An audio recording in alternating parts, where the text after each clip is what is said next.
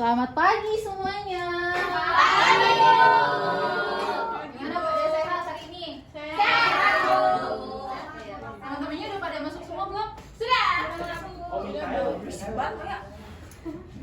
Kenapa sih? Kemarin kan gitu ngomong kamu jadi ketua pasien.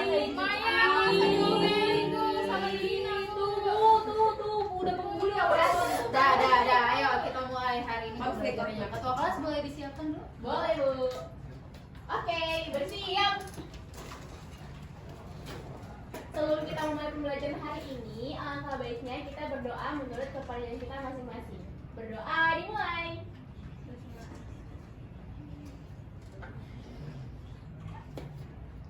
Amin. Oke. Berdoa selesai. Memberi salam.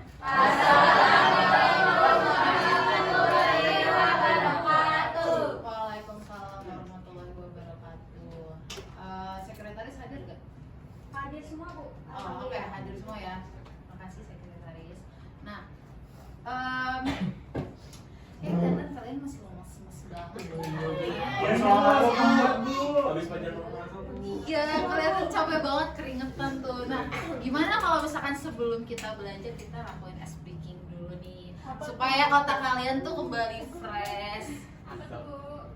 Kita akan bermain permainan Simon Says. Tapi sebelum kita ice breaking, ibu pengen minta satu orang bervolunteer untuk mimpin ice breaking hari ini. Dimas. Iya, boleh, iya. Boleh Dimas, Langsung dipotong. Iya, Dimas. Apa? Diri, Bu. Iya, berdiri dong di sini tengah-tengah.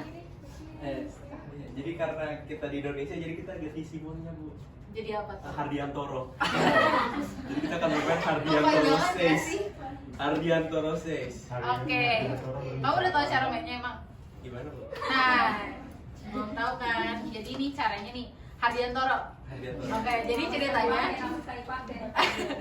ceritanya Hardiantoro Says ini, misalkan Dimas bilang Hardiantoro Says angkat tangan. Nah, kalian harus angkat tangan. Tapi kalau misalkan Dimas bilangnya cuma angkat tangan doang, kalian gak boleh angkat tangan karena dia belum bilang Hardiantoro Says. Tapi kan saya namanya JJ. Saya Hardiantoro. Kok bisa? Sudah. Oke, kita mulai aja sekarang ya. Fokus ya, semuanya fokus ya. Oke, mulai Dimas. Hardiantoro Says angkat kaki kanan.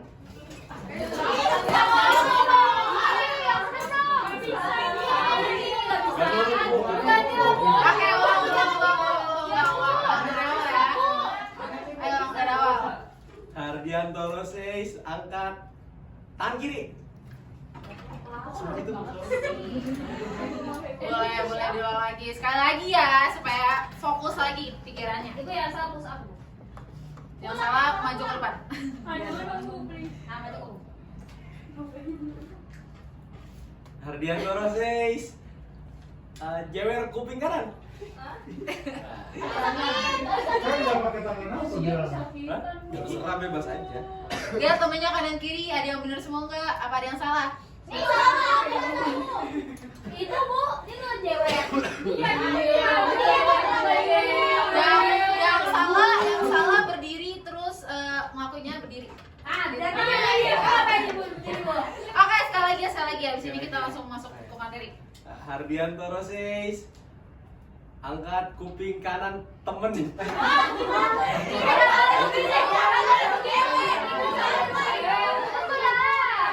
Nah, kalau gitu udah, terima kasih ya teman-teman. Dimas sudah ngelakuin ice breaking pada hari ini.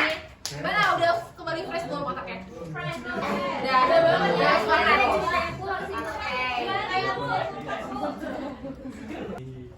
Oke, karena kita udah ice breaking tadi, ada yang masih inget gak kemarin kita belajar tentang materi apa? Stratifikasi sosial. Benar banget. Nah, kan hari ini kita akan belajar materi tentang konflik sosial. Ada yang bisa nggak mengkaitkan tentang materi kemarin sama materi hari ini? Aku Boleh, silakan. Nah, berhubung hari ini kita belajar konflik sosial dan minggu lalu stratifikasi sosial, jadi kaitannya itu, kalau misalkan stratifikasi sosial itu pembagian masyarakat ke dalam lapisan-lapisan, dimana tadi disebut juga ada kelas atas, menengah, dan juga bawah. Nah, karena pembagian ini sering bikin perbedaan hak, kesempatan, dan kelakuan, maka bisa menyebabkan konflik sosial. Jadi kayak debat gitu karena beda-beda. Dan stratifikasi sosial itu bisa jadi pemicu konflik sosial kalau perbedaan antar lapisan masyarakat dirasa nggak adil dan nggak seimbang. Ya, benar banget tadi yang udah dijelasin sama Maya. Jadi memang stratifikasi sosial itu bisa menjadi sumber konflik kalau misalkan perbedaan antara lapisan masyarakat itu dirasa tidak adil gitu. Jadi itu contohnya gimana Bu? Jadi contohnya misalkan masyarakat kelas menengah ke bawah, mereka tuh sulit untuk mendapatkan pekerjaan, sulit mendapatkan pendidikan yang layak, sehingga sedangkan masyarakat yang kelas atas itu bisa mendapatkan pendidikan dan pekerjaan yang mudah dan bisa lebih layak daripada mereka gitu. Oke, lanjut aja kita ke materi hari ini. Tapi sebelumnya Ibu mau nanya nih sama kalian, kan kita ngebahas konflik ya hari ini. Kalian pernah nggak sih kayak kepikiran kalau misalkan konflik itu tuh selalu buruk gitu? Tapi pernah nggak sih kalian kepikiran kalau misalkan konflik tuh bisa berujung dengan lebih baik? Ada nggak? Kayak Gimana tuh gini contohnya? konflik bisa menjadi positif, kayak contohnya itu ada konflik di OSIS, gara-gara berbeda pendapat. Nah itu kan jadinya yang awalnya ribut tapi akhirnya jadi seru dan jadi diskusi bersama. Iya bener tuh, itu semua kan salah satu contoh konflik yang berujung dengan baik karena bisa diselesaikan dengan lebih positif dan lebih berkepanjangan ini. Nah, kita langsung aja masuk ke materi hari ini ya. Hari ini kita membahas tentang konflik sosial. Nah, apa itu konflik sosial? Konflik sosial, kalau kita mengacu pada pakai sosiologi kita, konflik itu dapat terjadi konflik itu merupakan proses sosial antara dua orang atau lebih yang terjadi akibat adanya perbedaan pendapat, sehingga orang tersebut atau individu atau kelompok tersebut berusaha untuk saling menyingkirkan dengan cara menghancurkannya atau membuatnya menjadi tidak lebih berdaya gitu. Nah, konflik itu merupakan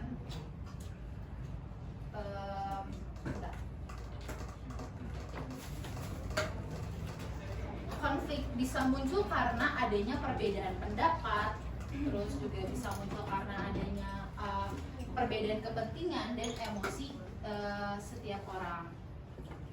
Nah, kemudian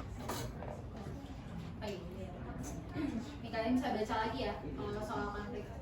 Nah, kemudian Ibu ada pertanyaan lagi. Pernah nggak sih kalian beda pendapat sama teman terus jadi perang dingin? Ada yang bisa ngasih contoh? Pernah. Gimana tuh JJ? Kebetulan kemarin baru aja saya sama si Ardiantoro tuh ya. Saya ada debat sama dia, udah jelas konyol aja gitu. Terus sekarang dia jadi jauh-jauhan sekarang sama saya, perang dingin. Terus tiba-tiba sekarang dia manggil saya Rombla, padahal kan nama saya JJ. Kan maksudnya apa coba? Sono. Oke, cukup ya. Jadi itu bisa jadi bagian termasuk jenis konflik individu antar individu gitu. Nah, nanti untuk penjelasan lebihnya akan Ibu jelaskan di slide selanjutnya. Nah, sebelum masuk kita ke jenis konflik, kita masuk ke sumber konflik dulu. Nah, sumber konflik ini tuh ada 4, yaitu pertama ada perbedaan individu. Nah, setiap individu kan itu punya kepentingan, punya perbedaan dan punya emosi yang berbeda-beda. Kalau misalkan kayak pendapat atau perbedaan itu tidak selaras dengan individu lain atau kelompok lain, itu bisa mengakibatkan konflik. Contohnya yang seperti tadi JJ dengan si Ardiantoro ya. Terus yang kedua itu ada perbedaan latar belakang. Nah, setiap orang itu kan punya latar belakang yang berbeda ya. Misalkan dari latar belakang keluarga, dari latar belakang suku, budaya, terus juga adat istiadat, itu semua kan berbeda. Kalau misalkan seseorang itu tidak bisa menerima perbedaan dari setiap latar belakang orang, akan menjadi sebuah gesekan atau konflik. Misalkan contohnya ada teman kita dari Papua. Nah, mereka kan beda apa? Latar belakangnya beda ya. Terus gimana mereka dialog gimana sih? Mereka ngomong tuh dengan bahasanya beda, nadanya beda sama kita. Nah, terus ketika dia di Jakarta, dia belajar untuk menyesuaikan gimana komunikasi anak-anak yang di Jakarta dengan yang di Papua. Tapi misalkan suatu saat dia tuh merasa kayak teman-temannya nih menjauhi dia karena komunikasi kita tuh tidak selaras, tidak nyambung.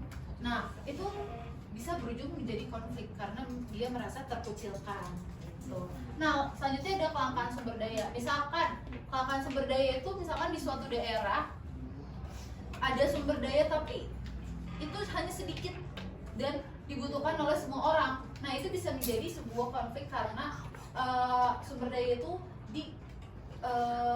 direbutkan oleh setiap orang. Contohnya gimana Bu? Contohnya misalkan di sekolah kita kan cuma ada satu aula. Nah, satu aula itu misalkan di saat itu mau dipinjam sama anak OSIS untuk acara seminar.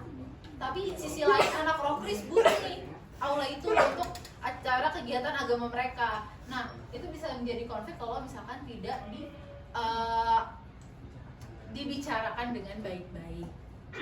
Nah, selanjutnya ada perbedaan nilai dan tujuan. Setiap orang kan memiliki nilai yang menurut mereka tuh benar, tapi berbeda-beda kan dengan kita. Penilaian mereka tuh berbeda dengan kita. Dan setiap orang juga memiliki tujuan dengan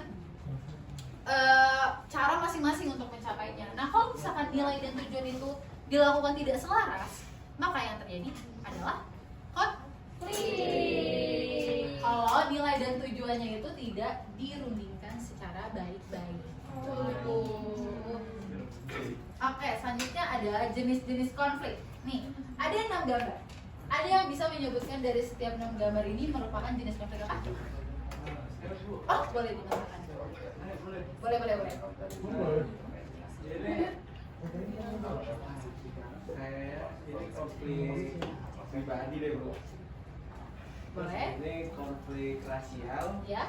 Terus yang satu lagi itu konflik politik. Terus yang di bawah itu konflik antar kelas. Nah, terus yang di bawahnya yang si rasial itu ada konflik internasional Bu. Yang terakhir itu baru konflik agama. Nah, kita cek ya, apakah jawaban Dimas benar?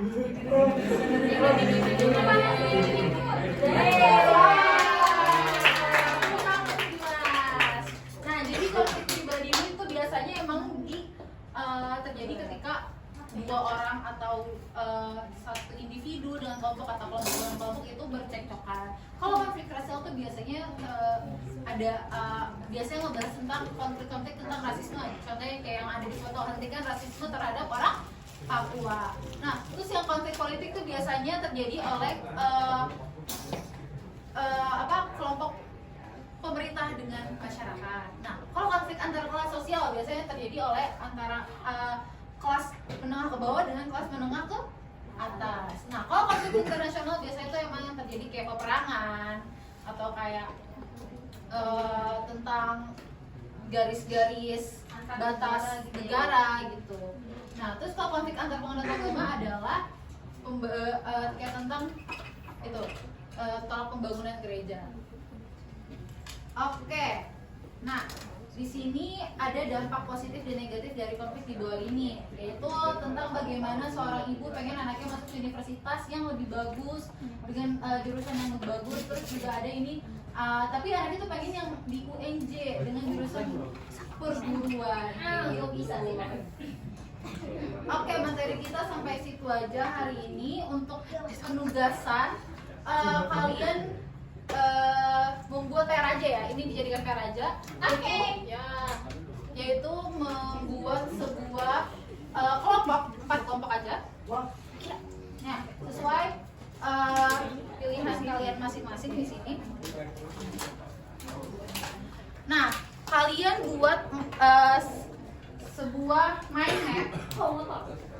dengan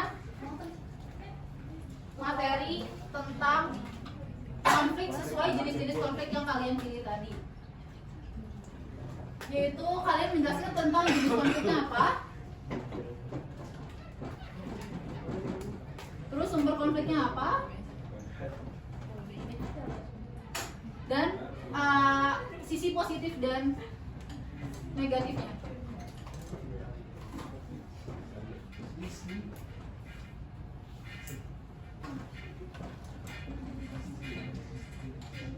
Itu aja. Oke.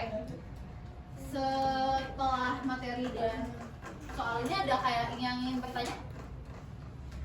Cukup? Cukup. Oke, kalau gitu Ibu minta satu orang untuk memberikan refleksi pada hari ini. Ada yang ingin bervolunteer? Ibu mau, saya mau. Boleh, silakan aja.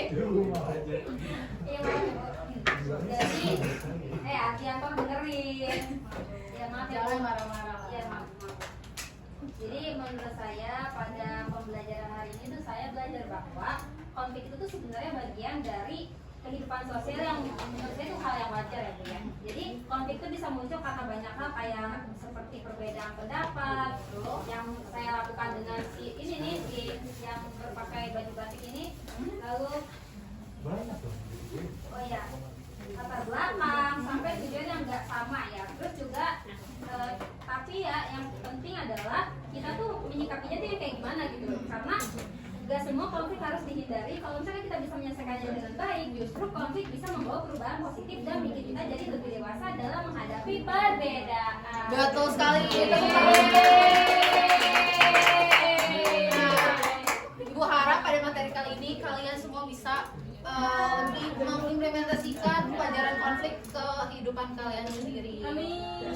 Supaya kalian bisa menyelesaikan konflik dengan lebih baik dan bijaksana. Oke? Aku rasa itu sudah cukup untuk materi kita hari ini. Apakah ada yang ingin masih bertanya tentang materi hari ini? Ya. Cukup ya? Cukup. Oke. Untuk materi selanjutnya itu adalah tentang kekerasan sosial. Nah, jadi nanti kalian belajar menyimak dengan baik untuk materi selanjutnya ya, karena masih ada berkaitan dengan konflik sosial. Oke, itu aja. Boleh Maya ditutup. Oke, semuanya bersiap. Sebelum kita pulang, langkah baiknya kita berdoa menurut kepercayaan kita masing-masing. Semoga pelajaran hari ini dapat bermanfaat untuk kita. Nah, dimulai.